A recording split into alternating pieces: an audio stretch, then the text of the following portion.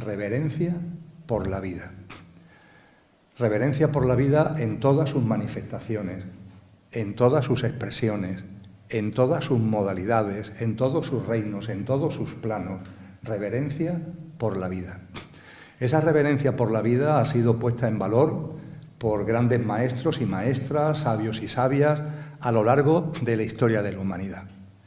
Y se plasmó en esta expresión tan bella, tan honda, reverencia por la vida, de la mano de una persona que vivió en el pasado siglo XX, una gran persona, también un sabio, que acumuló multitud de dones y talentos. Fue músico, teólogo, médico, de las primeras personas que puso en marcha lo que hoy llamamos ONGs, que entonces no se llamaban así, en África para atender en hospitales a las personas más necesitadas. Y este hombre, llamado Albert Schweitzer, recibió el Premio Nobel de la Paz en el año 1952. Y Albert Schweitzer acuñó este término, recogiendo esa sabiduría que viene de muy antiguo, el término reverencia por la vida. Y él, hablando de la reverencia por la vida, habla de la reverencia hacia todo ser sintiente, hacia todo lo que se vive.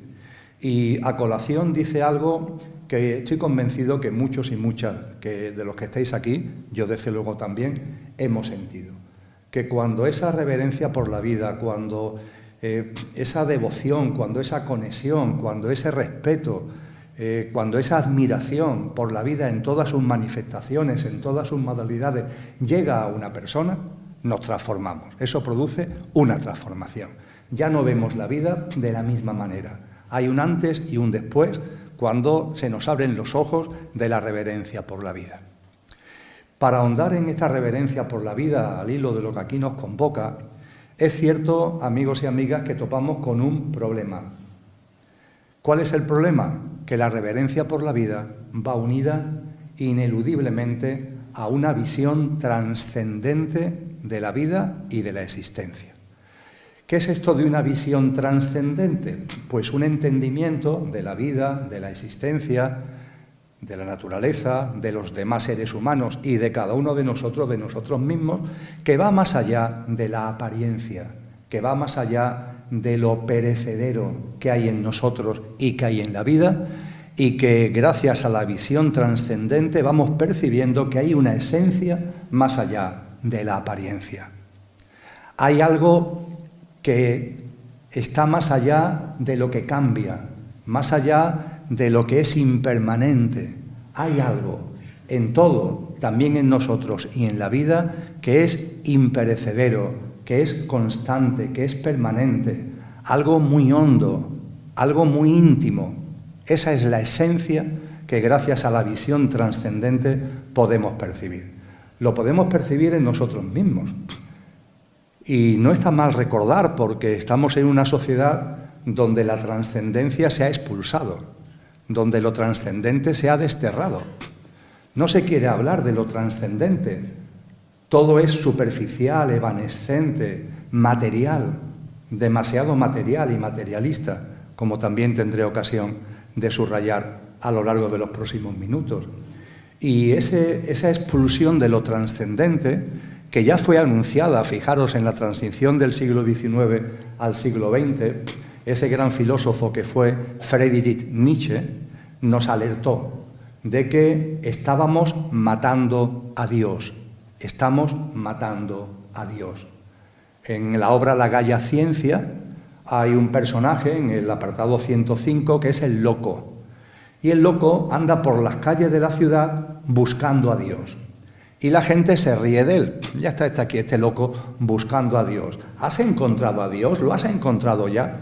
Y hay un momento determinado que este loco en la plaza de la ciudad se dirige a la gente y dice: no he encontrado a Dios, porque a Dios ha muerto, y ha muerto porque lo hemos matado nosotros. Claro, cuando Friedrich Nietzsche nos habla de que Dios ha muerto y que lo hemos matado nosotros, no está haciendo referencia a que hayamos cogido por el cuello y estrangulado a un señor de barba blanca que vive más allá de Júpiter. No, está haciendo referencia a que la visión trascendente de la vida la hemos expulsado de lo personal y de lo colectivo. que estamos perdiendo la capacidad de percibir eso que está más allá de lo que está a simple vista. Eso es matar a Dios. Y un poquito después, a principios del siglo XX, ese gran, vamos a llamarle filósofo, aunque fue muchas cosas, que también muchos de vosotros y de vosotras seguro que habéis oído hablar de él, que fue Rudolf Steiner, él hablaba de este matar a Dios y él lo explicaba diciendo que la sociedad actual padece una enfermedad. La enfermedad de que ha perdido la capacidad de percibir lo que está más allá de la apariencia, de lo que está más allá de lo material, la capacidad de percibir lo divino y lo trascendente. Y él dice que esto es una auténtica enfermedad que afecta a los seres humanos, que cuando un ser humano pierde la capacidad de ver lo que está más allá de la apariencia, está enfermo y que eso se va a manifestar en su mundo vital, en su mundo físico. Y con una gracia germana, con un sentido del humor germano, dice dice Rudolf Steiner a continuación, y esta enfermedad es una enfermedad que no curan los médicos. Con el mayor respeto a los médicos, esta enfermedad no la curan los médicos, porque la mayoría la sufren, con lo cual difícilmente van a curar algo que ellos mismos sufren, la incapacidad de ver la esencia que está más allá de la apariencia, en todo, en la vida, que es lo que aquí nos convoca especialmente, y en nosotros mismos. La incapacidad de darnos cuenta que en vosotros y en mí hay algo imperecedero, que este Emilio que está aquí hablando y compartiendo, habrá un momento determinado que viva lo que llamamos la muerte o el fallecimiento físico. Igual que os va a pasar a vosotros y a vosotras, por cierto. Y no se trata de alarmarnos ni de ser portador de malas noticias, pero creo que todos somos conscientes que desde la personalidad, nuestro pequeño yo físico, emocional, mental y la personalidad a ello asociada, todos somos conscientes que es perecedero, ¿verdad? Que es pasajero. Pero ojo, la buena noticia es que los grandes maestros y maestras, las grandes tradiciones espirituales, nos han abierto los ojos, o al menos lo han intentado, para que veamos que detrás de la apariencia de lo perecedero hay una esencia imperecedera, que en vosotros y en mí hay algo que no va a morir cuando se produzca eso que llamamos muerte. Tampoco en nuestros seres queridos, que cuando nuestros seres queridos fallezcan realmente, lo que realmente son no van a fallecer, que fallece lo perecedero, pero no lo imperecedero. En el idioma que hablamos, en español, tenemos la ventaja de tener dos verbos que son distintos, ser y estar. No ocurren en inglés, donde el verbo to be vale para un roto y para un descosido, vale para ser y vale para estar. Nosotros no, nosotros hablamos de ser, un verbo, y estar, otro verbo, ¿verdad? Pues bien, podríamos decir que lo imperecedero, lo que no conoce la muerte en vosotros y en mí es el ser. Y el Emilio de turno, donde en mi caso el ser que realmente es lo que soy está encarnado, es el estar. El ser encarna en un estar. Y el estar es pasajero. Hoy estás y mañana no estás. Hoy tienes envoltura en este tal Emilio, en cada uno de vosotros y de vosotras, y hay un momento que llega el fallecimiento y seguimos siendo, el ser no cambia, y lo que cambia es que ya no tenemos envoltura. Estoy con envoltura, estoy sin envoltura, pero el ser sigue siendo. Para ponerlo esto todavía más sencillo, a mí me gusta hablar del conductor y del coche. El coche es aquella parte de nosotros perecedera, eso que va a conocer la muerte, como decía antes, nuestro pequeño yo físico, emocional, mental y la personalidad a ello asociada. Ese es el coche. Pero en el coche está encarnado un conductor, el ser al que antes hacía mención. Y el conductor encarna en el coche para vivenciar la experiencia humana. Al conductor se le ha dado muchos nombres a lo largo de la historia. Todo lo que tiene que ver con la dimensión álmico y espiritual que tenemos los seres humanos es ese conductor. Pero el nombre es lo de menos.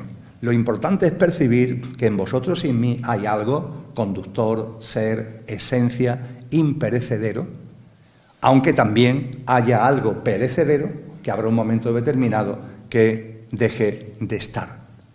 Pero qué importante es percibir la esencia que está más allá de la apariencia, porque además, cuando empezamos a percibirla en nosotros, la percibimos también en los demás. Vemos que también las personas que están con nosotros, aunque lo hayan olvidado por completo, aunque sufran una amnesia, un Alzheimer espiritual profundo, también hay en ellas un conductor. más allá del coche. Y cuando lo vamos viendo en los seres humanos, también lo vamos viendo en la vida, en los reinos de la naturaleza, en todas las formas de vida. Y cuando lo vamos viendo en todas las formas de vida, nos va inundando la reverencia por la vida. Vamos percibiendo el milagro que la vida es, el milagro que la vida representa, el milagro que la vida supone.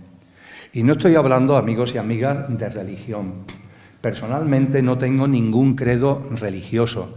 Es cierto que para mí, mi guía, mi testimonio, todo lo que impulsa mi existencia es Cristo Jesús, sin ningún tipo de duda. Pero no estoy en ningún credo religioso, no participo de ninguna iglesia, no tengo ninguna creencia religiosa, entre comillas, aunque me considero una persona espiritual. Y desde esa espiritualidad hay un postulado que viene de muy antiguo, que muchos de aquellos que me habéis compartido antes de entrar, que seguís las charlas que doy, etcétera, seguro que os suena, que yo lo llamo el primer postulado metafísico. Y ese primer postulado metafísico nos habla de la divinidad, pero nos habla de la divinidad más allá de los dogmas, más allá de los credos. De hecho, para hablar de Dios, ni siquiera se habla de Dios, porque se considera que lo divino, la divinidad, no cabe en palabras, es innombrable, es tan colosal, su envergadura es tan extraordinaria, que mentalmente no podemos encajonarlo en una palabra. De ahí que en este postulado a lo divino, a la divinidad, se le llame aquello, una forma vaga, si queréis, de expresarlo. En el diccionario de la Academia Española es lo que llamamos Dios, pero en este postulado que viene de muy atrás es aquello. Y nos dice este postulado, aquello que no tiene origen es origen de todo lo originado. Y al ser origen de todo lo originado, se encuentra presente e inmanente en todo lo originado. San Juan de la Cruz, quien no ha oído hablar de él, lo llamó la divinal esencia. La divinal esencia que todos atesoramos, porque aquello que no tiene origen es origen de todo lo originado. Y al ser origen de todo lo originado, se encuentra presente, inmanente, subyacente en todo lo originado, en todas las formas de vida y también en cada uno de nosotros. La divinal esencia, repito, a la que hizo referencia, por ejemplo, San Juan de la Cruz y a la que han hecho mención muchos místicos y místicas a lo largo de la historia. Y a partir de ahí, fijaros, cuando admitimos como hipótesis para la consideración, esto ni hay que creérselo ni no creérselo. Yo propongo que lo admitamos como una hipótesis. Bueno, puede ser que exista aquello que no tiene origen y que es origen de todo lo originado. Y claro, si es origen de todo lo originado, se encuentra presente, inmanente en todo lo originado. Vamos a admitirlo como hipótesis para nuestra consideración. Fijaros que si admitimos esto como hipótesis, ¿qué significa? Que todo lo originado, el universo entero, todas las formas de vida que pueda haber en el universo y desde luego todas las formas de vida que hay en este maravilloso planeta, han surgido de lo mismo, están impulsados por lo mismo y tienen un mismo impulso, porque lo que no tiene origen origina todo y por tanto impulsa todo. Eso hace que desde antiguo se hable de que la vida entera, la del cosmos, en todas sus plasmaciones, tiene un sentido, porque al ser impulsado por algo que es uno y es lo mismo, ese impulso es el mismo para toda la vida, y la vida tiene un sentido. Los que estéis de alguna forma más cercanos a las tradiciones orientales, hay un término que es un vocablo chino antiguo, que por Occidente se ha dado a conocer en las últimas décadas, que es Tao, el Tao, T-A-O, el Tao. ¿Qué es el Tao? El Tao es ese, precisamente, el sentido de la vida. Hay un principio primordial que todo lo impulsa y como todo tiene el mismo impulso, la vida entera tiene un sentido. Es precioso cuando lo vamos percibiendo. La vida a la que estamos aquí teniendo como argumento fundamental tiene un sentido. Pero en paralelo también se nos dice que con relación a ese sentido, las formas de vida que tenemos conciencia, que somos autoconscientes, tenemos percepción de que existimos, de que somos, las formas de vida que tenemos autoconsciencia, como somos los seres humanos, tenemos, fijaros qué preciosidad, libre albedrío para vivir alineados con el sentido de la vida o a contramano del sentido de la vida. Es decir, la vida tiene un sentido, pero teniendo un sentido, tú y yo podemos vivir alineados con ese sentido o a contramano de ese sentido, en armonía y en sintonía con ese sentido o a contramano de ese sentido. Esa es la gran libertad que tenemos los seres conscientes, que podemos elegir en cada momento de nuestra vida, de nuestra existencia, si vivimos alineados en sintonía y en armonía con el sentido de la vida o a contramano del sentido de la vida.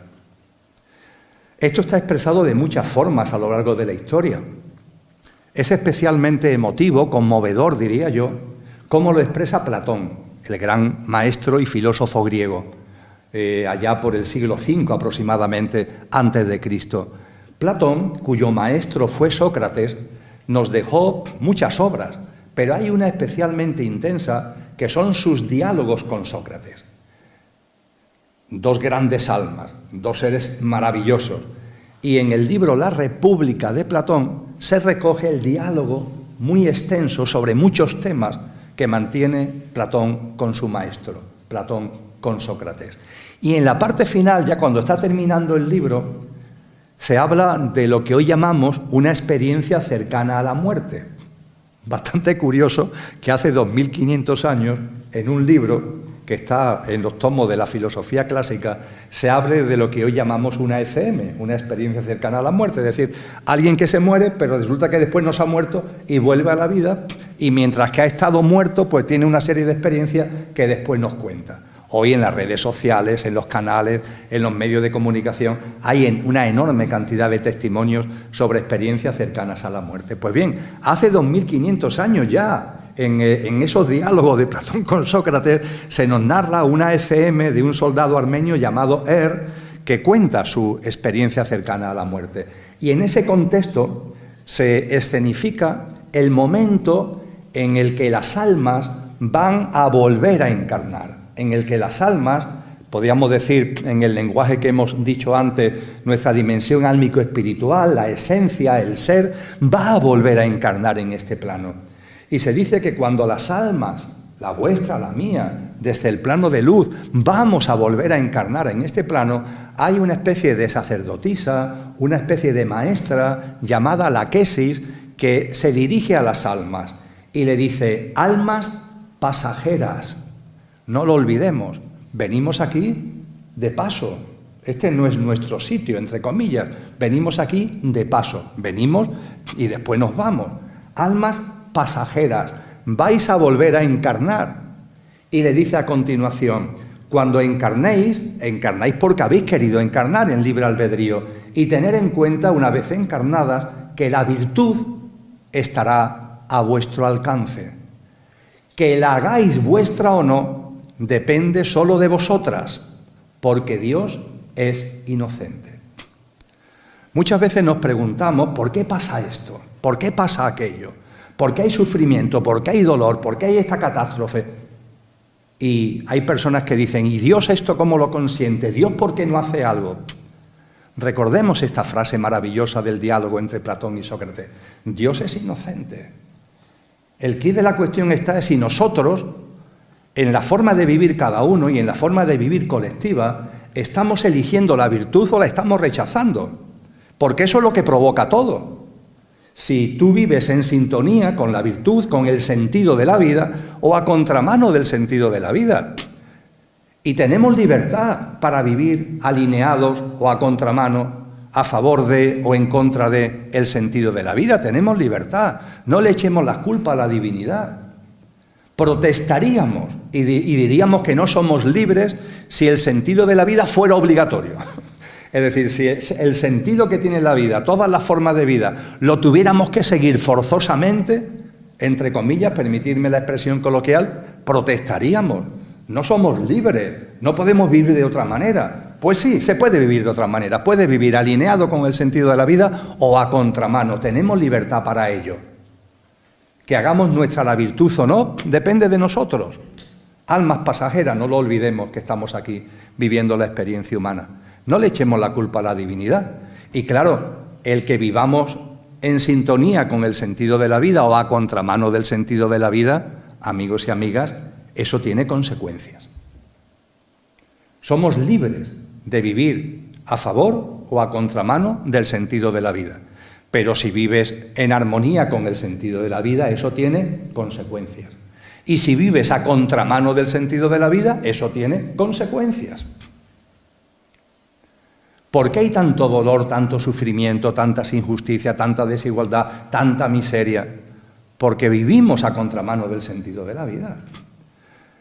Y podríamos profundizar algo más. ¿Qué significa esto de vivir a contramano del sentido de la vida? Y después también hablaremos de qué significa vivir en sintonía con el sentido de la vida. Pero vamos a hablar de lo que significa, en primer lugar, vivir a contramano del sentido de la vida.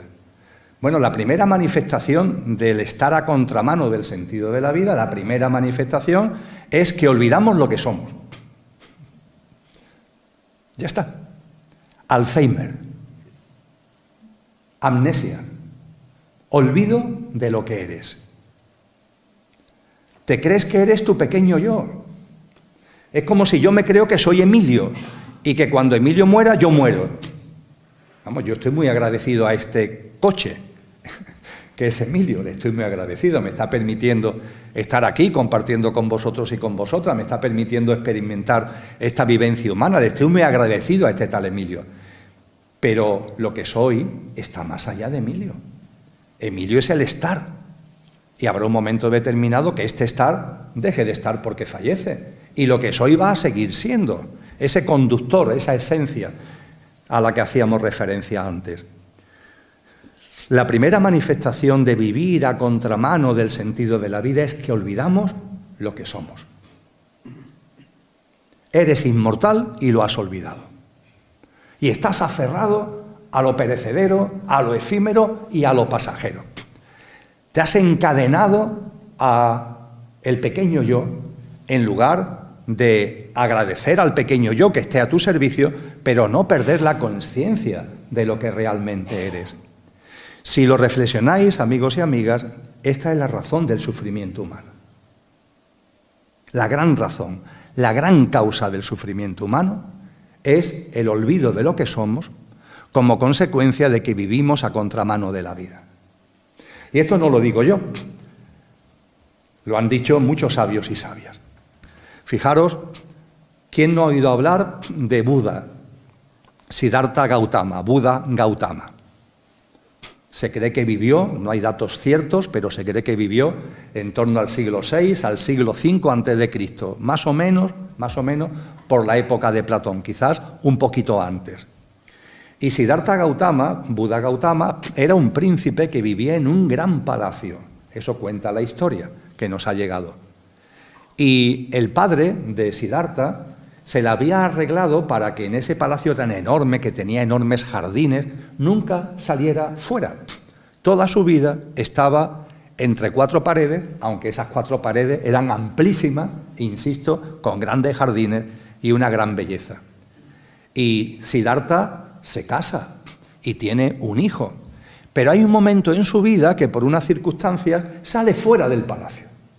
Y cuando sale fuera del palacio y ve la realidad, su corazón se conmueve.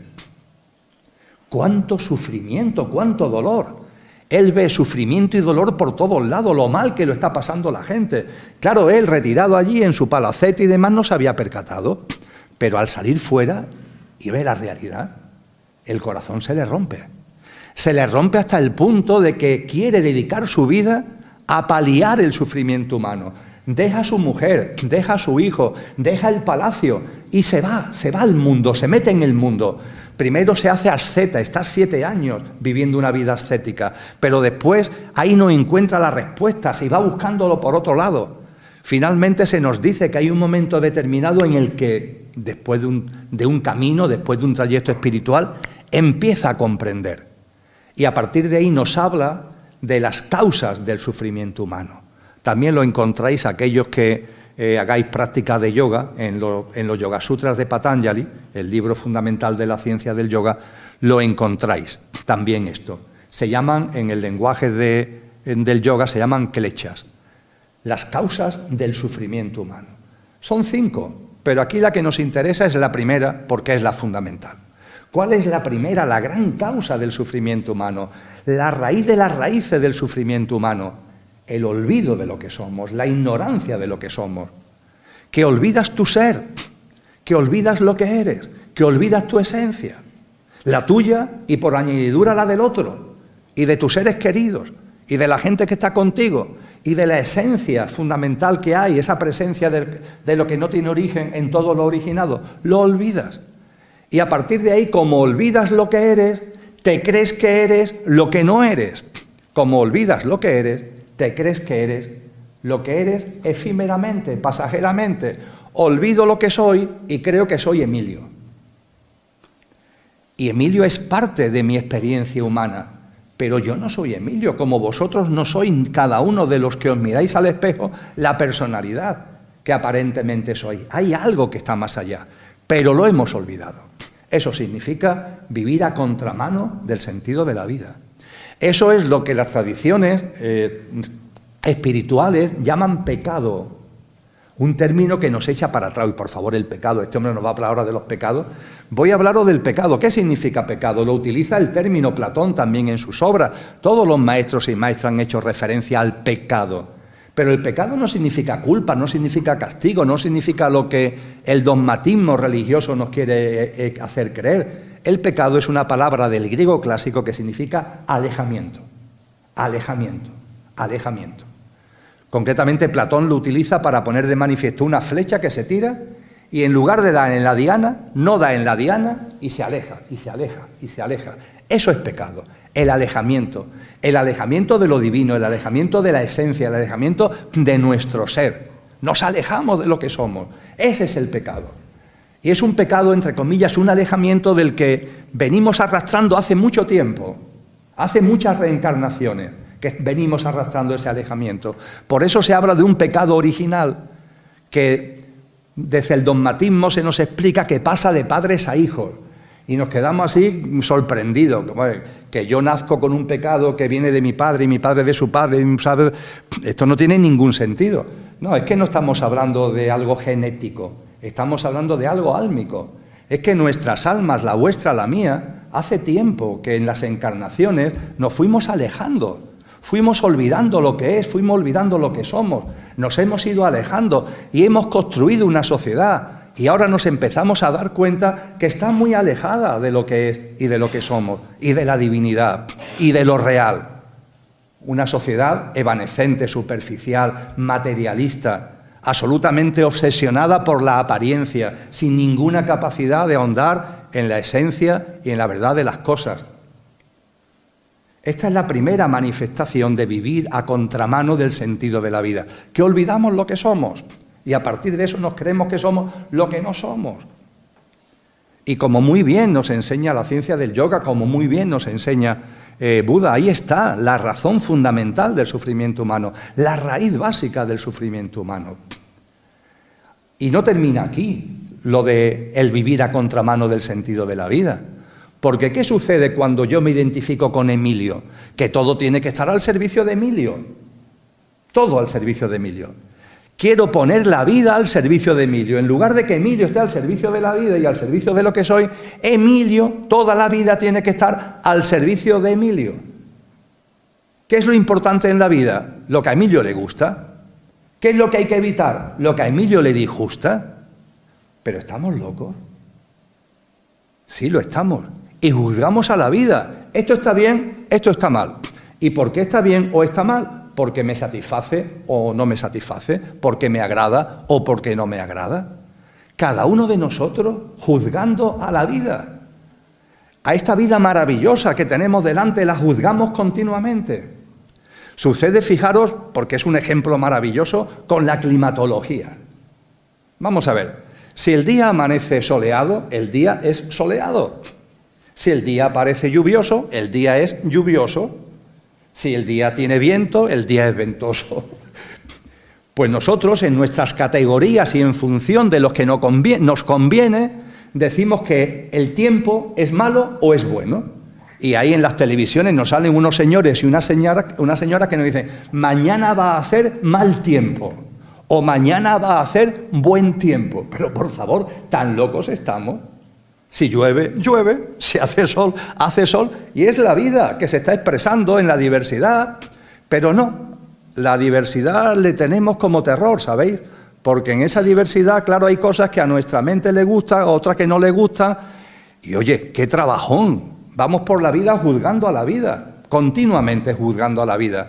Somos como magistrados que estamos todo el día juzgando a la vida, esto está bien, esto está mal, estoy de acuerdo con esto, estoy en desacuerdo con esto.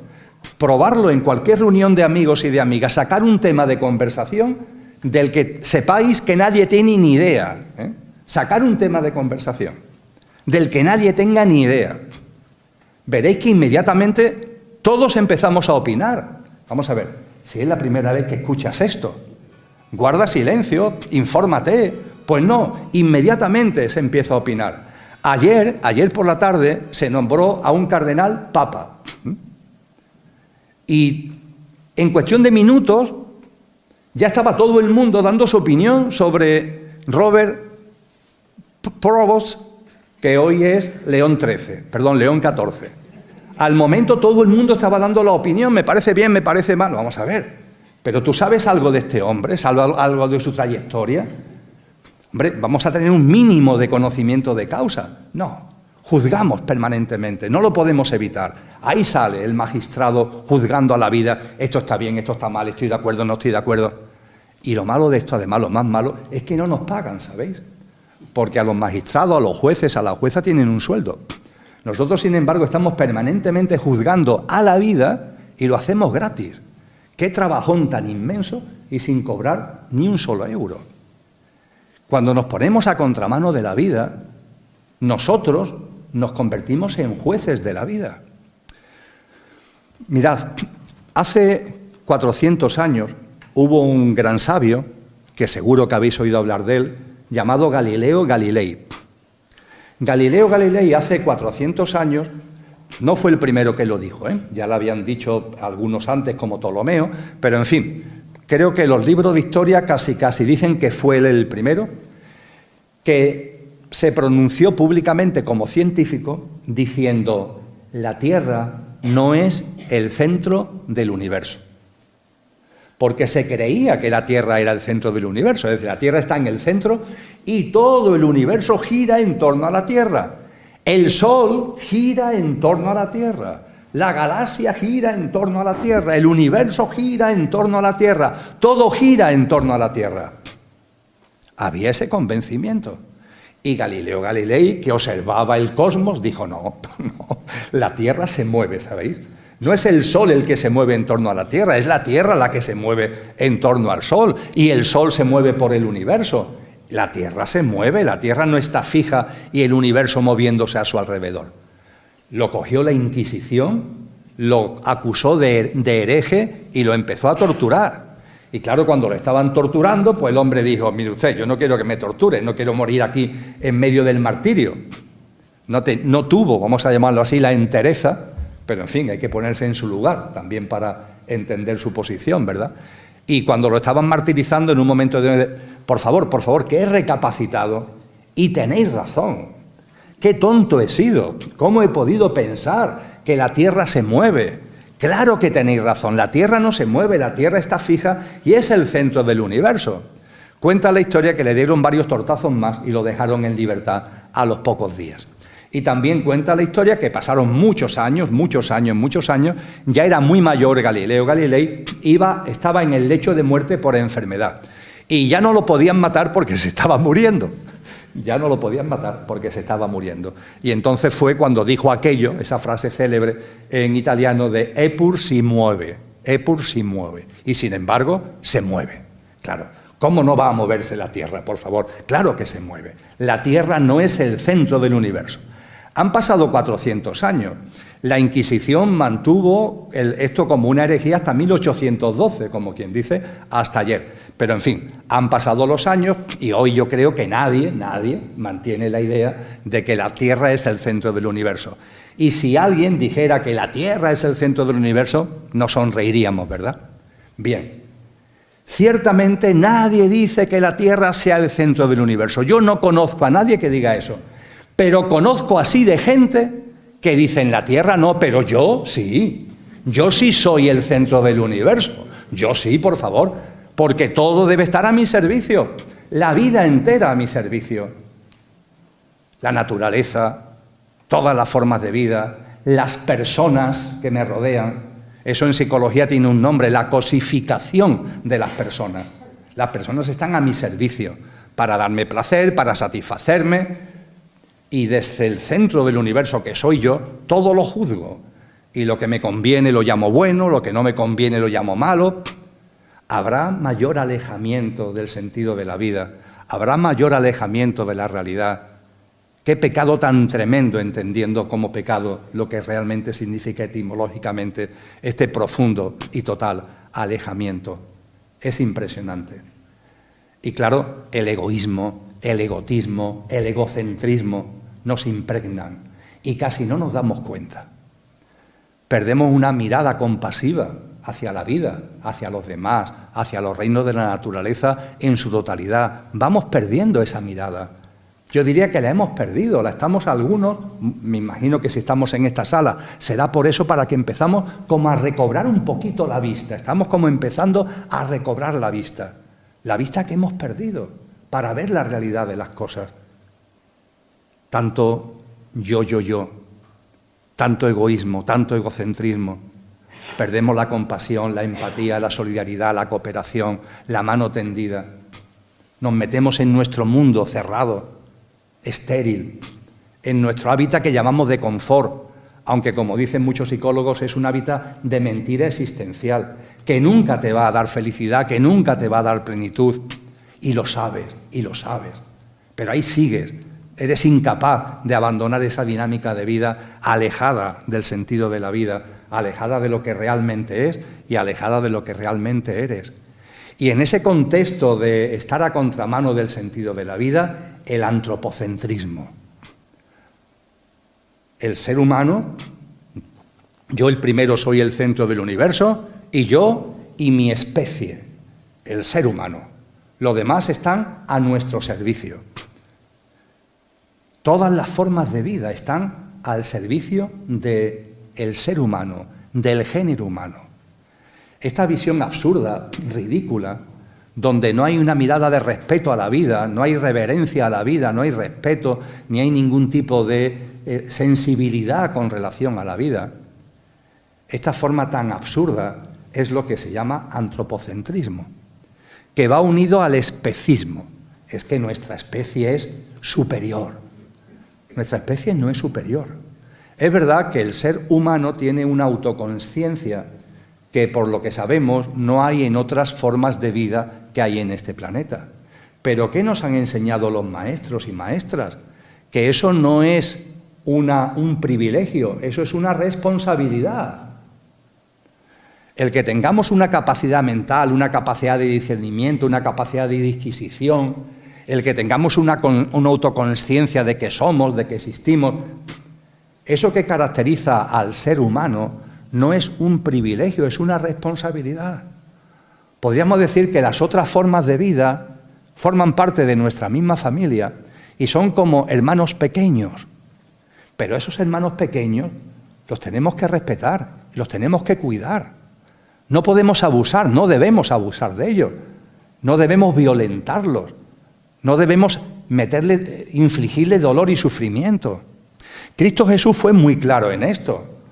¡Ay de aquellos que le hagáis daño a uno de estos pequeñuelos! Lo dicen los evangelios con toda claridad. ¡Ay de aquellos que le hagáis daño a alguno de estos pequeñuelos! Los pequeñuelos, en las palabras de Cristo, son todas las formas de vida inocente, vulnerable. Son los niños, sí, pero también son los animales, también son todas las formas de vida inocentes, vulnerables, que tenemos la responsabilidad de cuidarlas. No como privilegio, todo lo contrario, la responsabilidad de dar un servicio, de atender sus necesidades, de guiarlas por el camino evolutivo. La reverencia por la vida es una llamada clara a dejar atrás el antropocentrismo, el especismo, el considerarte el centro del universo, yo y los míos como centro del universo. Es una llamada, un gran clamor que te invita a ver la vida de otra forma. ¿Y qué otra forma hay de ver la vida? Alineado con el sentido de la vida. Y ese alineamiento con el sentido de la vida, ha habido ya tantos hombres y mujeres que nos han dicho en qué consiste. Y como decía hace un momento, mi referente es Cristo Jesús. Y Cristo Jesús no puede ser más claro. ¿Qué significa el vivir en sintonía, alineado con el sentido de la vida? Hay un diálogo en el Evangelio de Juan, de Cristo Jesús, con un gran rabí judío, que era como un discípulo discreto. Podríamos decir que en el momento final determinante, en el momento de la pasión, en el momento de la crucifixión, esta persona, permitirme la expresión, sale del armario. Y de ser un seguidor discreto de Jesús, aparece en la crucifixión para estar con él. Y pone de manifiesto que admira y que sigue las enseñanzas de Cristo. Y es un rabí judío, es una persona notable dentro del ámbito judío. Me refiero a Nicodemo. Y hay un diálogo en el Evangelio de Juan entre Cristo Jesús y Nicodemo. Y le dice Jesús a Nicodemo, Nicodemo, hay que nacer de nuevo, hay que nacer de nuevo. Y Nicodemo se queda mirándolo con los ojos muy abiertos y le dice, pero maestro, ¿cómo puedo volver al vientre de mi madre? Claro, como dice que hay que nacer de nuevo, Nicodemo dice, ¿y cómo vuelvo otra vez al vientre de mi madre? Y le dice Jesús a Nicodemo, Nicodemo, tú eres un rabí judío y no sabes de lo que te estoy hablando. Hay que nacer de nuevo, y para darle más énfasis, del agua y del espíritu. Amigos y amigas, tenemos que nacer de nuevo. Para ir recuperando esa mirada que hemos perdido, para ir saliendo del alejamiento en el que estamos, para ir recobrando el sentido de las cosas, para ir saliendo de la amnesia de lo que es y de lo que somos, tenemos que nacer de nuevo. Y nacer de nuevo no es volver al vientre de nuestra madre, no. Es aquí ahora empezar a vivir de otra manera. Tienes que morir a una forma de vida. Hay que morir a una forma de vida. La del pequeño yo, la del egoísmo, la del egotismo, la del materialismo. Tienes que morir a esa forma de vida. Cristo es contundente al respecto. Tienes que morir a esa forma de vida. Y al morir a esa forma de vida resucitas, naces de nuevo, viviendo en coherencia con lo que eres y con lo que es. Y una coherencia con lo que eres y con lo que es, que Él además nos pone toda una serie de prácticas de vida para que veamos en qué consiste, cómo se plasma ese nacer de nuevo. Ahí tenemos el célebre Sermón del Monte o de la Montaña, capítulos 5, 6 y 7 del Evangelio de Mateo, donde Cristo nos desgrana la práctica de vida, que significa nacer de nuevo. Y que podríamos decir que tiene como elemento, uno de los elementos clave, no el único, pero uno de los elementos clave, la compasión. Nacer de nuevo significa que la compasión brote en nosotros, pero la compasión verdadera, no la compasión con barreras, sino la compasión verdadera. Nacer de nuevo no es tener compasión conmigo. ¿Con quién te compadeces tú? Conmigo. Cuando lo estoy pasando mal me compadezco mucho de mí mismo. En el colmo de la generosidad, conmigo y con los míos. Con mis seres queridos, mis familiares, mis amigos, ahí llega mi nivel de compasión.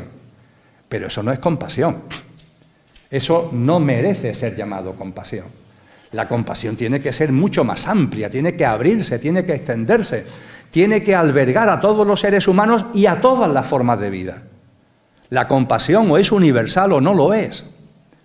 Las enseñanzas sobre el amor de Cristo son muy claras al respecto. Tenemos que abrir nuestro corazón. Nacer de nuevo significa una mirada distinta hacia la vida, radicalmente distinta. Estamos aquí al lado del océano Atlántico, esa mar del que se habla en el título de esta charla. ¡Qué milagro de la vida, Dios mío! Es lo que tenemos delante continuamente. ¿Lo valoramos de verdad? Ciertamente hay personas, seguro que entre vosotros y vosotras, que valoran lo que es el océano, lo que es esa vida, no tengo ningún tipo de duda. Pero también sabemos que hay muchas personas no es que ya es que la desprecien, es que ni lo computan. Entienden que eso está a su servicio. Y si me sobra algo, lo tiro al agua, lo tiro al océano, ya está. Y no pasa nada. ¿Cómo que no pasa nada? Ahí hay vida y estás afectando a la vida. ¿Tanta es tu insensibilidad para no darte cuenta de esto? Todos sabemos que en el Océano Pacífico, por ejemplo, y es solamente un pequeño exponente, los plásticos que arrojamos a los océanos, a los mares, por las corrientes se van moviendo y mira por dónde hay unas corrientes prioritarias o preferentes que han hecho que una gran parte de los plásticos y microplásticos se hayan acumulado en una zona del Pacífico y han formado una isla. Pero es que la isla tiene un tamaño ya similar a la península ibérica. Pero ¿estamos locos? ¿Tanta locura es posible? El alejamiento del sentido de la vida, el alejamiento de la realidad, hasta ahí nos puede hacer llegar. Estamos aquí porque sabemos que también aquí, en las orillas de esta maravillosa costa, cuando hay determinadas mareas, salen de todo. En las marismas de la zona de Isla Cristina salen de todo. Y no salen de todo porque el mar esté construyendo frigoríficos, que a veces salen frigoríficos, sino porque nosotros tiramos frigoríficos al mar. Tan locos estamos. Este precioso planeta, en un 70% es agua. La fuente fundamental de vida es ese agua. El ciclo de vida que forma las nubes, y las nubes dan lugar a las precipitaciones, a las lluvias, y la lluvia vuelve el agua otra vez a ríos y a mares. Ese ciclo de vida tiene su base precisamente en este 70% que es agua. Nuestra vida depende del agua. El propio ser humano es como el planeta. Esto es un dato que nos da la ciencia que es muy llamativo. El planeta es un 70% agua y cada uno de nosotros somos un 70% agua. ¿Hasta qué punto en nuestra propia configuración estamos alineados con la vida y no lo recordamos, no nos damos cuenta? Hay que nacer de nuevo, amigos y amigas. Y nacer de nuevo, además, va a llevar un regalo implícito. Ese regalo implícito es tener una vida más plena, más genuina, más verdadera. Empezar a comprender la verdad de las cosas, empezar a comprender la verdad de nosotros mismos. Y esa compasión hacia todo va a tener una repercusión en nosotros, haciendo nuestra vida más, insisto, más plena, y que la denominada felicidad vaya apareciendo en cada uno de nosotros. La felicidad no está fuera. Esta sociedad que ha matado a Dios, esta sociedad alejada de la verdad, esta sociedad que vive a contramano del sentido de la vida, busca la felicidad fuera. Y eso es un disparate. La felicidad es el estado natural de nuestro ser. Y para experimentar la plenitud y para experimentar la felicidad, tienes que poner en valor, tienes que hacer que tu ser se haga presente. Esto es lo que en el lenguaje cristiano se llama la gracia, un estado de gracia que va apareciendo en el ser humano, que va naciendo de nuevo con la compasión y el amor como grandes banderas. En las tradiciones orientales los budistas le llaman Ananda, bienaventuranza, los hinduistas lo llaman Om Shanti, la paz profunda. ¿Qué más da el nombre? Lo importante es que eso que aspiras en tu interior, porque todos aspiramos a tener una vida que pueda ser plena, que pueda ser llena, eso no se encuentra fuera, eso no se encuentra en lo material, eso no se encuentra en lo superficial, eso no se encuentra en los hipermercados, en los centros comerciales, eso no se encuentra en el mundo externo. Tienes que cultivarlo tú, los tienes dentro, pero tienes que aflorarlo. Esa divinal esencia la tienes dentro. Pero como decía San Juan de la Cruz, tienes que hacerla subir. Él lo llamó el subido sentir de la esencia, de la divinal esencia. Estamos convocados a eso. Y esto, amigos y amigas, ha sido siempre, siempre imprescindible. Ahora más que nunca. Porque la humanidad, y vosotros y yo, estamos en un punto límite. Yo no voy a hacer ahora un discurso escatológico, que hizo Cristo, por cierto, porque Cristo Jesús nos advirtió muy claramente, oye, que esta generación humana en la que estáis terminará, ¿eh? ¿No creéis que esta generación humana que finalmente ha quedado ahí pillada por el alejamiento de la realidad, el contramano del sentido de la vida, esta generación humana terminará? Capítulo 24 de Mateo le dice a sus discípulos, os voy a hablar de los últimos tiempos de esta generación humana, porque este ciclo humano terminará, para que se abra un nuevo ciclo humano, una nueva humanidad alineada con el sentido de la vida, una nueva humanidad ejemplar en la tierra restaurada, que es el gran mensaje del Nuevo Testamento con relación a esto, la nueva humanidad en la tierra restaurada. Pero esto me llevaría, hablar de esto me llevaría por otros derroteros. Quiero ahora centrarme en lo que son los mensajes de Cristo Jesús con relación al momento en el que estamos viviendo, este momento límite en el que estamos viviendo. El que estemos en un momento límite se debe, amigos y amigas, a algo que los estudiosos han llamado transhumanismo. A la mayoría todavía casi ni nos suena la expresión, pero está adquiriendo cada vez más peso y más presencia. El transhumanismo. ¿Qué es el transhumanismo? El transhumanismo es una tendencia creciente a pensar, a creer, buscando la felicidad fuera, que la plenitud del ser humano está en imbricarse, en hacerse uno con la tecnología. Llevamos siglos infelices, sin una vida plena, sin sentirnos realmente satisfechos de cómo estamos viviendo, que no es una satisfacción de fuera, es algo que tiene que aparecer dentro, esa gracia, ese ananda, ese chanti al que hacía mención antes. Y en estos momentos, en lugar de nacer de nuevo, como reclamaba ya hace 2000 años Cristo, en lugar de nacer de nuevo, ¿qué es lo que decimos? Bueno, hasta ahora no lo hemos conseguido, pero ahora con las tecnologías esto va a cambiar, que esto va a cambiar de verdad. Hay gente que ya no se da cuenta o empieza a olvidar de que lleva una vida mediocre, una vida mísera, un trabajo que no le gusta, unas relaciones personales con las que no está contento, etcétera, etcétera, pero eso sí, ahí están las tecnologías. Yo, gracias a las tecnologías, tengo un avatar, ¿sabéis? En el metaverso me he creado un avatar y con ese avatar yo hago experiencias maravillosas. En las clases que todavía este curso he dado con chicos y chicas de 25 a 35 años, muchos de ellos me dicen, ¿relaciones de pareja para qué? ¡Uf! ¡Qué lío! Yo me basto conmigo mismo o conmigo misma. Con las nuevas tecnologías, mira, yo tengo unas gafas, ¿sabes? Yo me pongo las gafas y es como si tuviera una persona delante. Y no me peleo con ella, ¿sabes? Tengo mi relación sexual, me toco, no sé qué, no sé cuánto, y termina, lo apago y se acabó. No hay ningún problema de convivencia, ni de pensar una cosa o pensar otra.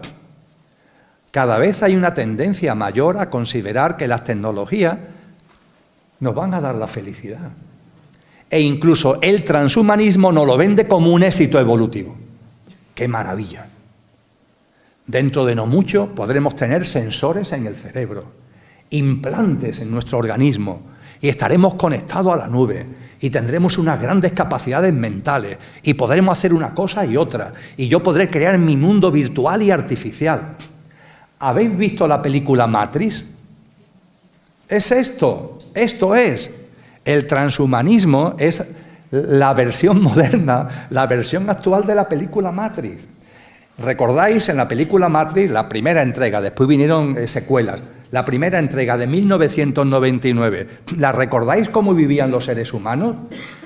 Grandes colmenas y en cada celdita de la colmena había un ser humano. Y el ser humano aquí tenía unos enchufes a la realidad virtual. Y el ser humano no estaba viviendo la vida, estaba constreñido en una celda, pero estaba enchufado a una realidad virtual y creía que estaba viviendo la vida. Mentira, es algo virtual, artificial.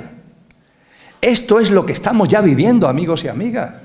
Eso sí, como las tecnologías han avanzado, ya no necesitamos cables aquí, porque la tecnología es inalámbrica. Ya no necesitamos cables, estamos conectados inalámbricamente. Y ya no necesita nadie meternos en celdas, nos metemos nosotros solos en nuestras propias celdas. Somos nosotros los que nos encerramos cada vez más en ese mundo virtual y artificial. Miramos a esta sociedad transhumana que se está formando y realmente cada uno de nosotros está viviendo en su celda, conectado inalámbricamente a una realidad virtual y artificial que llamamos vida cuando no es vida. Somos una especie de zombies que hemos convertido la vida en mera supervivencia. Y esto no nos gusta escucharlo, pero es lo que ocurre y lo que está ocurriendo si no nacemos de nuevo. Como queramos mantener una vida alejada de lo que es, de lo que somos, alejada de la vida, alejada de nuestra esencia, esto es lo que nos espera cada vez más. Un ser humano que deja de ser humano para terminar siendo un terminal del contexto tecnológico, un terminal, un apéndice del entramado tecnológico. Un gran entramado tecnológico y yo soy una piececita de ese entramado tecnológico. Y digo que vivo, pero no estoy viviendo, estoy enchufado a ese entramado tecnológico y soy un apéndice de ese entramado tecnológico y dependo total y absolutamente de ese entramado tecnológico. Prueba de que esto es así, el 28 de abril pasado en la península ibérica. El apagón es la prueba del 9. ¿Qué sucede cuando falla la electricidad? Y eso que fue unas poquitas horas, que no sabemos qué hacer.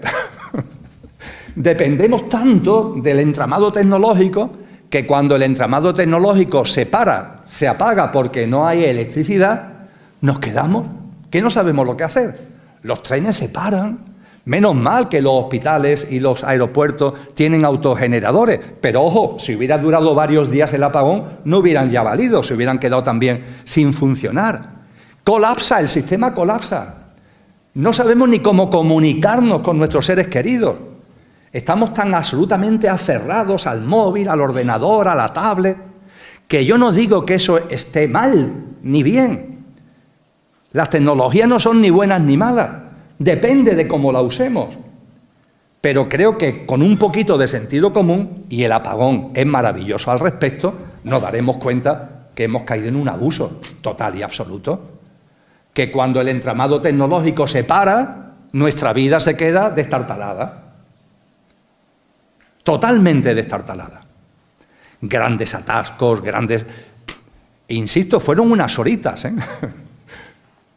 Imaginaros que esto, en lugar de lo que fuera, porque no se sabe todavía a qué se debió el apagón, imaginaros que esto es una tormenta solar.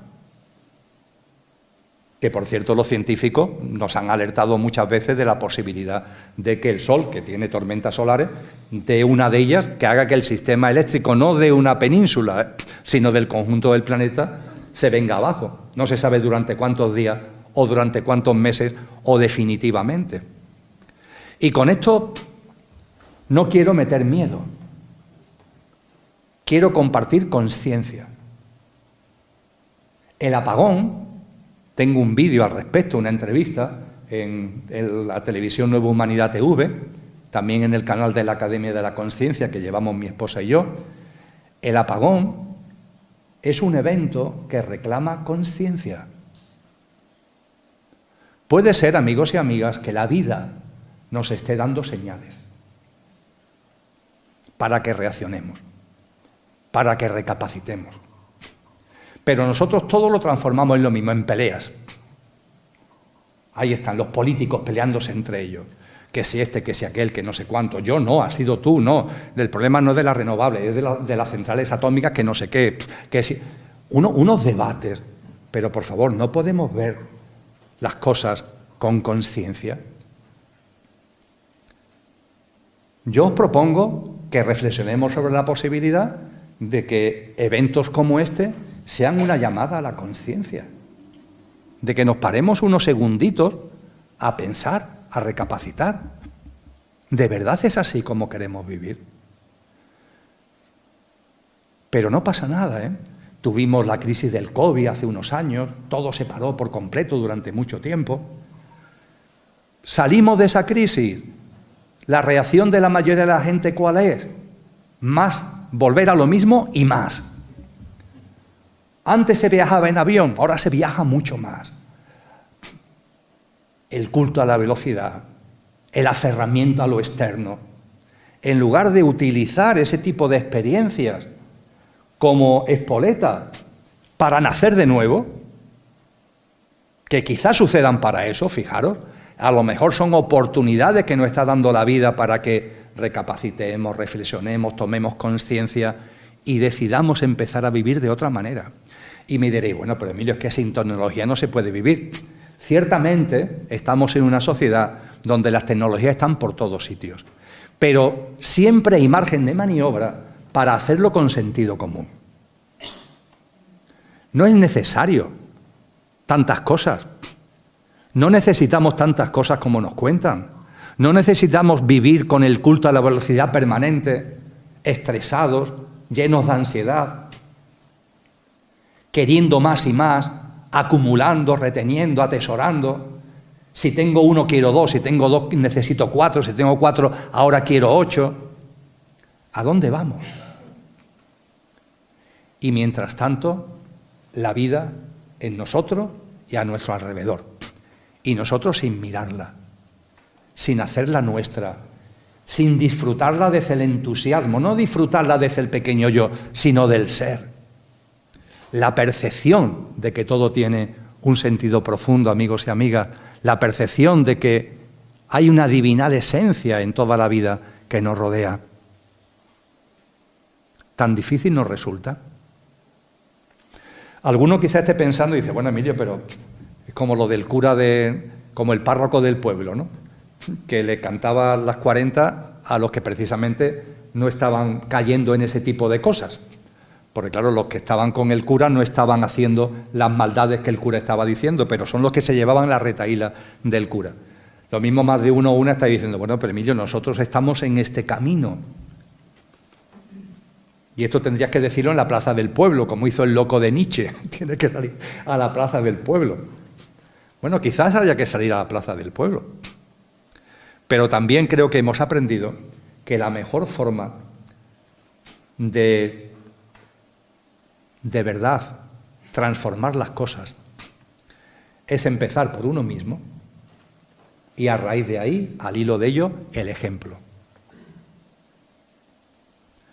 Las cosas no cambian por el hecho de querer cambiarlas. ¿Quién de nosotros no ha oído hablar de Blas Infante? Padre de la patria andaluza. Pero Blas Infante, su obra, mucho más que política, es espiritual. La reverencia por la vida en la obra de Blas Infante es espectacular. Yo creo que todos sabemos que en uno de sus primeros destinos como notario, que fue en un pueblo de la provincia de Sevilla, llamado Lora del Río, él a los que cazaban pajaritos les pagaba por los pajaritos. Pero les pagaba por los pajaritos para que no los vendieran, que se los vendieran a él. ¿Y él qué hacía con los pajaritos? Se iba en medio del campo, lejos del pueblo, y los soltaba. Y cuentan las crónicas que se gastaba un dinerito, comprando pajaritos para que no lo mataran y liberando a los pajaritos. El siguiente destino de Blas Infante fue aquí, en Isla Cristina.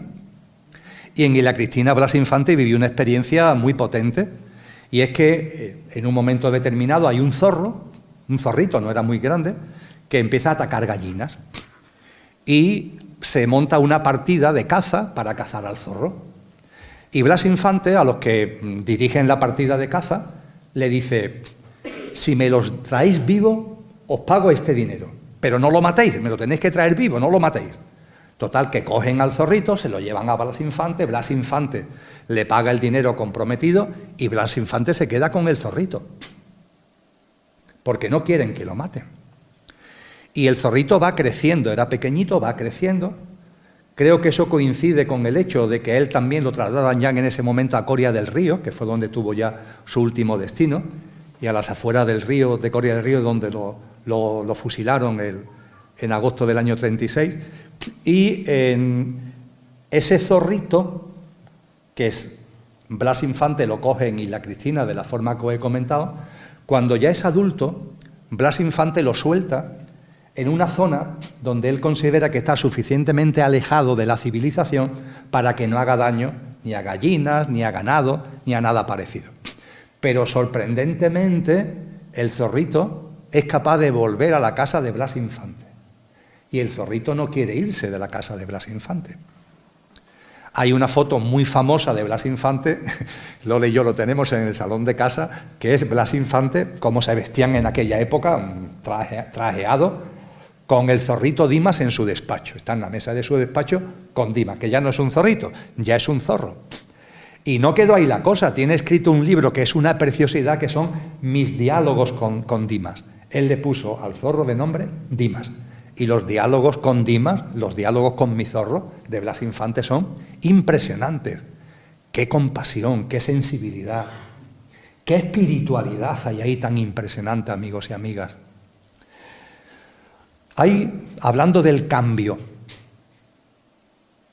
la reverencia por la vida, la nueva mirada hacia la vida, el nacer de nuevo, no es un cambio, es mucho más que un cambio. Es una reevolución. Fijaros, reevolución, porque es mucho más también que una revolución. En los años 50 del pasado siglo, del siglo XX, un autor italiano llamado Lampedusa escribió una obra, una novela que tiene como título El gato pardo. Se ha llevado al cine, interpretada por Burt Lancaster, creo recordar, como principal protagonista. La tenéis hoy libre en las redes sociales para poderla ver. El gato pardo, la novela, discurre en Italia en el siglo XIX, en plena revolución garibaldiana. Las camisas rojas de Garibaldi están haciendo la revolución. Y hay dos nobles, dos príncipes, que están hablando entre ellos. El tío y el sobrino son parientes, están hablando entre ellos. Y uno de ellos está muy asustado. Que viene la revolución, que viene el cambio, que viene Garibaldi. Y el otro, que es mayor, con la voz de la experiencia, le dice: no te asustes. Es necesario que todo cambie para que todo siga igual. Es necesario que todo cambie para que todo siga igual. Parece una paradoja, ¿verdad? Reflexionar sobre esta paradoja. Muchas veces hablamos de cambio y de cambio y de cambio, y realmente, amigos y amigas, no hay cambio ninguno. Las cosas siguen siendo igual. Hay cambios en la punta del iceberg, pero lo que hay por debajo del iceberg, que es la gran masa del iceberg que no vemos, no cambia nada, sigue siendo igual, exactamente igual. Y ante esto, Blas Infante, ¿qué es lo que nos dice? Palabras suyas textuales, que han llegado como un gran legado de este gran maestro. Dice Blas Infante: os recuerdo que murió de balazos en la cabeza en agosto del 36, por ser un buen hombre. Yo creo que además, si no lo hubieran matado los unos, quizás lo hubieran matado los otros.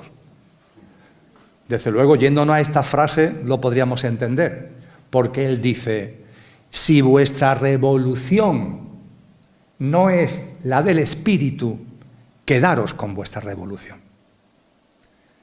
El espíritu es el único revolucionario verdadero. Blas Infante, como tantos hombres y mujeres sabios y sabias, no nos han hablado de revolución, sino de reevolución. Porque tiene que surgir de dentro, tiene que surgir de ese espíritu, de esa chispa divinal que todos tenemos, poniendo en valor lo que somos, poniendo en valor lo que es, naciendo de nuevo, como nos dice Cristo. Ahí está la reevolución. Naces de nuevo. Y nacer de nuevo tiene una dimensión individual. Tú y yo tenemos que nacer de nuevo. Y nacer de nuevo es ser buenas personas en el buen sentido de la palabra. Y todos sabemos cuando hacemos nuestra o no la virtud, volviendo a Platón. Si antes hablaba de Blas Infante, andaluz, como la mayoría de los que estamos aquí, ahora voy a hacer mención a Antonio Machado, paisano, sevillano. Y Antonio Machado, otra alma maravillosa, una persona humilde, honesta al 100%, también de una honda espiritualidad. Él, modestamente, hay un poema que hizo sobre él mismo. Se llama Retrato. La tiene versionada en cántico en Joan Manuel Serrat, en las famosas composiciones que hizo Serrat sobre la poesía de Machado. Y en ese retrato, que como es del propio Blas Infante, hoy lo llamamos, Antonio Machado, hoy lo llamamos autorretrato, él dice de él mismo que soy una buena persona en el buen sentido de la palabra. Tan difícil es ser una buena persona en el buen sentido de la palabra. Tan difícil es que vayamos poniendo en valor lo mejor de nosotros mismos. Tan difícil es que dejemos de juzgar a la vida y la hagamos nuestra. Tan difícil es entender de que nuestra especie, la humana, no está por encima de las demás y que es una vida maravillosa donde todos tenemos una relación esencial en lo más importante, en ese trasfondo, en esa esencia que está en todas las modalidades de vida. Tan difícil es que la reverencia por la vida se vaya haciendo en nosotros, tan difícil es que la compasión se vaya abriendo en nuestro corazón sin barreras, tan difícil es. Insisto que creo que estamos en un momento límite. Los que más hablan al respecto nos hablan de que se está configurando un nuevo orden mundial. Posiblemente sea así. Y posiblemente ese nuevo orden mundial tiene como fecha clave el famoso 2030 con la célebre agenda por detrás de ella. Posiblemente sea así. Pero más que quedarnos en eso, en que se está configurando un sistema nuevo, el sistema actual creo que es bastante evidente que está muy en descomposición, y es que se está configurando una nueva forma, una nueva sociedad, una nueva economía, una nueva política, un nuevo orden, en definitiva, como le llaman. Pero lo más importante no es quedarnos en el análisis, entre comillas, político. Es comprender lo que ese nuevo orden conlleva e implica. Y ese nuevo orden tiene como ideología, está impregnado de transhumanismo. Y el transhumanismo, amigos y amigas, es hacernos creer que ese vacío interior que tenemos, esa insatisfacción vital que nos inunda, la podemos solucionar con la máquina, lo podemos solucionar con la tecnología. Y eso es una gran mentira. Las tecnologías que sean bienvenidas, pero para usarlas con sentido común, para ponerla a nuestro servicio, y no que nosotros seamos absorbidos por voluntad propia, además, en el entramado tecnológico, para terminar siendo simplemente un engranaje más, una pieza más de ese gran entramado tecnológico. El momento es límite, posiblemente. El 28 de abril fue una llamada de atención importante, o por lo menos yo pienso que deberíamos verlo como una llamada de atención importante, una llamada a la conciencia. Pero esta sociedad, que desde el alejamiento, el célebre pecado, que desde vivir a contramano del sentido de la vida, esta sociedad que, cayendo en todo esto, ha matado a Dios, como decía Nietzsche. Cuando se mata a Dios, ¿qué sucede?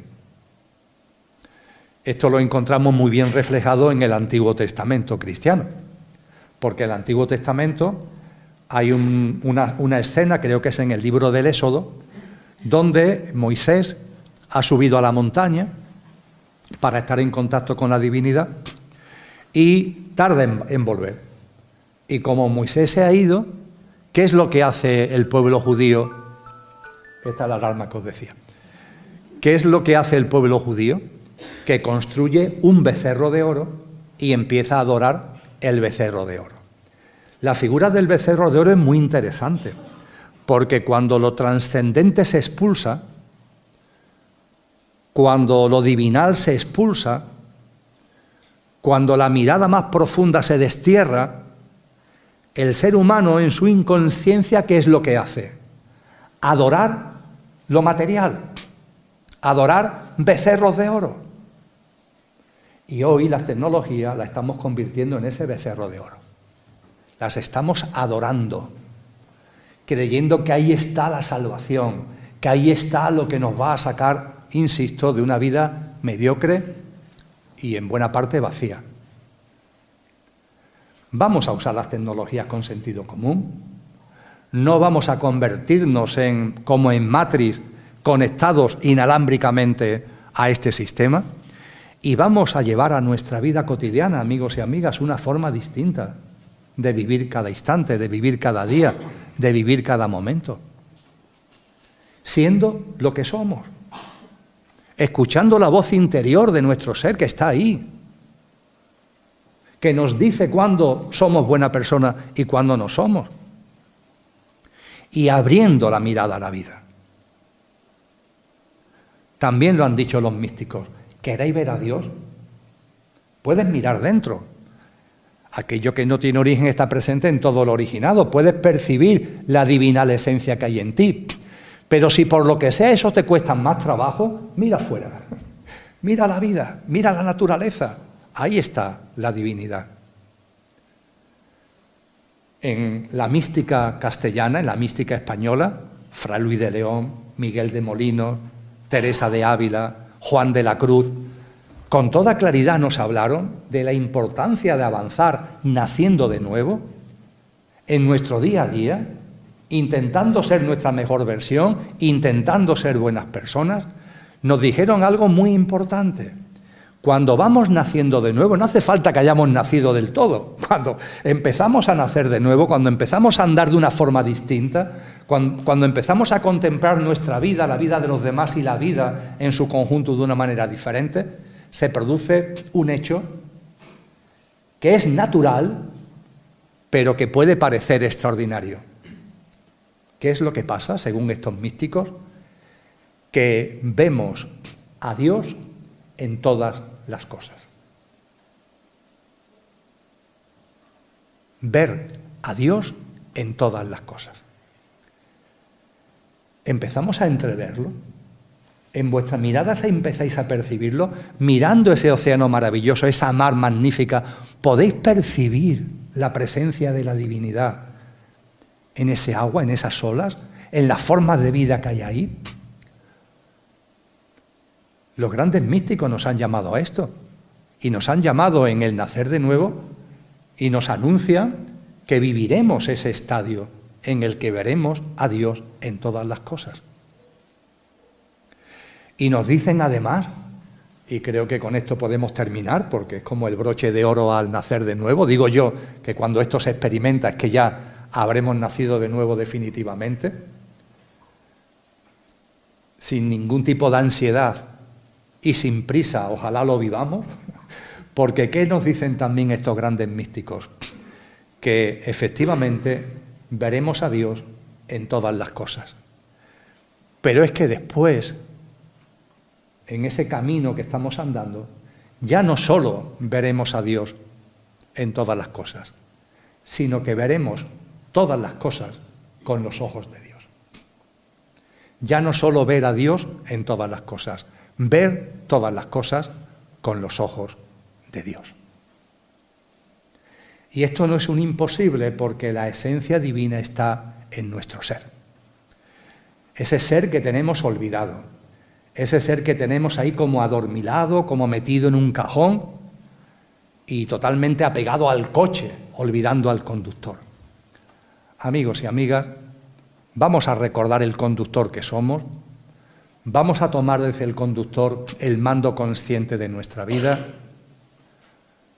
Modestamente, humildemente, vamos a ir avanzando en una dinámica de vida donde vayamos siendo nuestra mejor versión. Vamos a ir naciendo de nuevo. Y un termómetro magnífico para todo esto es la vida. También el ser humano. y además de la vida y el ser humano, la mar. Qué maravillosos termómetros, la vida, el ser humano y la mar, para ir dándonos cuenta si realmente estamos naciendo de nuevo o seguimos ahí enfrascados entre los barrotes del pequeño yo, entre los barrotes de lo que no somos y entre los barrotes que Cristo Jesús nos convoca a ir dejando atrás. Amigos y amigas, vamos a nacer de nuevo. Muchísimas gracias por vuestra atención, ha sido un placer. Muchas gracias.